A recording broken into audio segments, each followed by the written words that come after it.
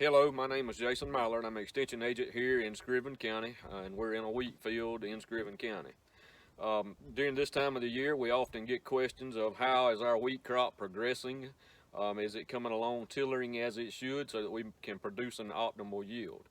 Tillers produced in the fall generally are going to produce the most um, grain per unit area. This can be as much as 80% of our total yield. The tiller count is influenced by seeding rate, moisture, fertility, temperature, and often variety. Nitrogen rates and timing of application are key management factors that help us to achieve good yields. Late January in South Georgia is time to begin counting tillers, seeing where we're at, and seeing if an additional late January, early February application of nitrogen will help us to get our tiller count to where it needs to be. Demand for nitrogen is relatively low in the fall, but it rapidly increases in the spring right before stem elongation. Timing of nitrogen fertilizer should be based on the pattern of the uptake of the crop. Applying nitrogen in the fall is critical to encourage good tiller production prior to the onset of winter, but it's very important that we don't put out too much nitrogen in the fall because therefore we can cause excessive growth and can result in winter injury. So at this point, we want to start moving towards looking how to take these tiller counts.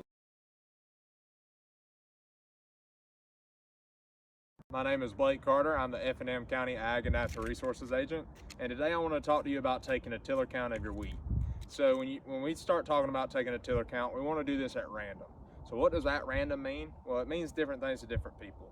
It could mean that you go to random spots in the field just by going down a row and just picking an area, or there's a technique where you take this nice here yardstick and you just fling it into the field, and wherever it lands, that's where you're going to go to take your count.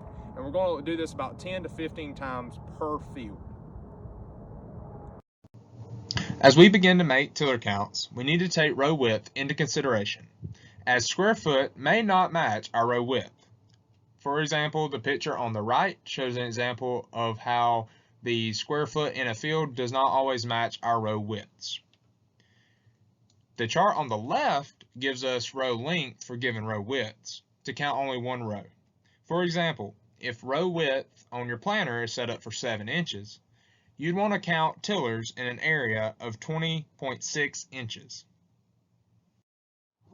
As we move to the plant itself, this drawing shows us how the wheat plant develops. Between the first leaf and the main stem of the plant, we see the first tiller, and between the second leaf and the main stem, the second tiller. This can continue according to the plant's health.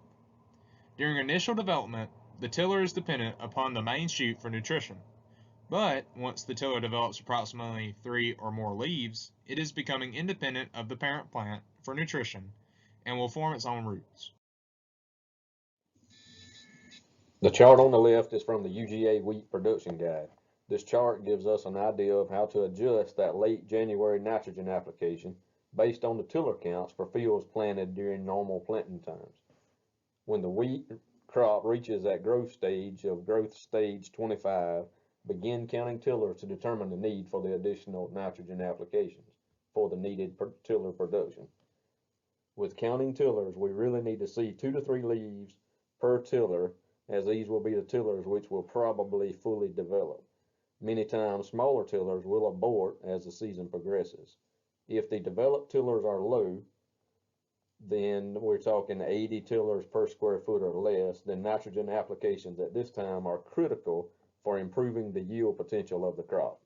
If the tiller count exceeds 100 or more per square foot at this growth stage 25, then apply all remaining nitrogen at or just before GS 30, which is stem elongation time.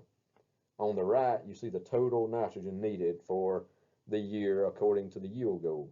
You will want to apply all other needed nitrogen at growth stage 30, which is stem elongation.